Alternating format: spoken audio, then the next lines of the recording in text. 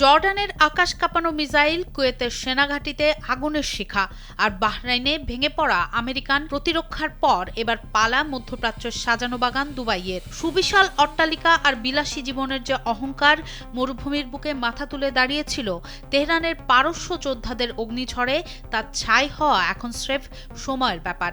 Dubai যে একদিন American সৈন্যদের কবরস্থানে পরিণত হবে, সেই আভাস আগেই দিয়ে রেখেছিল শহীদ আয়াতুল্লাহ আলী খামেনির বীর যোদ্ধারা। সেই হুঁশিয়ারি যেন ধ্বংসের রূপ নিয়ে ধেয়ে আসছে। আল ধাফরা আর আল মিনহাজ সামরিক ঘাঁটির দিকে অলরেডি নিশানা সেট করে ফেলেছে আইআরজিসি ড্রোন ও ব্যালিস্টিক মিসাইল।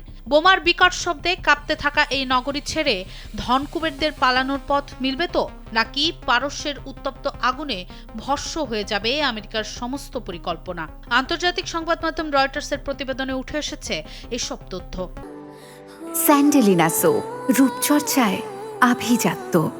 দুপক্ষের সাময়িক যুদ্ধবিরতি চুক্তি এখন পুরোপুরি ভেঙে পড়েছে। গত ২৮ ফেব্রুয়ারি মার্কিন ইসরায়েলি হামলার মাধ্যমে সূচিত এই যুদ্ধের উত্তাপ এখন হরমুজ প্রণালী থেকে ছড়িয়ে পড়েছে চারদিকে। টানা ৯ রাত ধরে ইরানের তাবরিদ, চাবাহার ও কোনারাকের মতো শহরগুলোতে মার্কিন ক্ষেপণাস্ত্র আঘাত হানার পর পরিস্থিতি নিয়ন্ত্রণের বাইরে চলে গেছে। এরপরও দমানো যায়নি তেহরানকে। জবাবে আইআরজিসি জর্ডানের আকাবা বিমানবন্দর ও কুয়েতের আল আদিরি ও আলী আল সালেম মার্কিন ঘাঁটিতে ড্রোন ও নিখুঁত ব্যালিস্টিক মিসাইলের ঝড় তুলেছে। হরমুজ প্রণালীতে দুটি তেল ট্যাঙ্কার বিকল হওয়ায় বিশ্ববাজারে তেলের দাম ব্যারেল প্রতি $৯০ ছাড়িয়েছে। আমদানিকৃত পেট্রোলের দাম বেড়ে রাজনৈতিক চাপে পড়েছেন প্রেসিডেন্ট ট্রাম্প।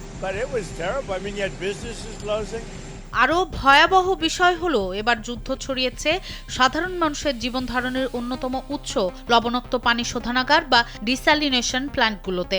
সামরিক সংঘাতের জেরে জীবন রক্ষাকারী এসব বেসামরিক অবকাঠামো ধ্বংস হওয়ায় তীব্র খাবার পানির সংকটে পড়েছে লাখ লাখ সাধারণ মানুষ। কুয়েতের প্ল্যান্টে পরপর দুদিন হামলার পর পুরো উপসাগরীয় অঞ্চলে তীব্র পানি সংকটের হাহাকার শুরু হয়েছে।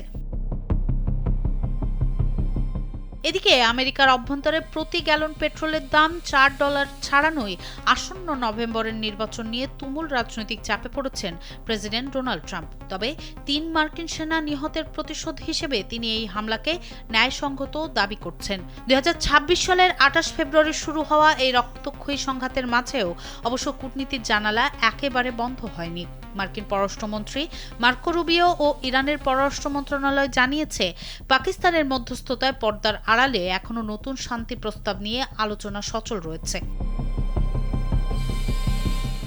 তবে আলোচনার এই ক্ষীণ পথ খোলা থাকলেও হাজারো মার্কিন সেনার উপস্থিতি থাকা আমিরাতের পাম জুমেইরা বা বুর্জ আল আরবের উপর ঘনিয়ে আসা ধ্বংসের কালো মেঘ এখনই কাটছে না। এখন প্রশ্ন একটাই, সংঘাত কি আরো ছড়িয়ে দুবাই সহ পুরো উপসাগরীয় অঞ্চলকে নতুন যুদ্ধক্ষেত্রে পরিণত করবে, নাকি শেষ মুহূর্তে কূটনীতি ঠেকিয়ে দেবে আরো বড় বিপর্যয়? সনম সিদ্দিকী, কালবেলা।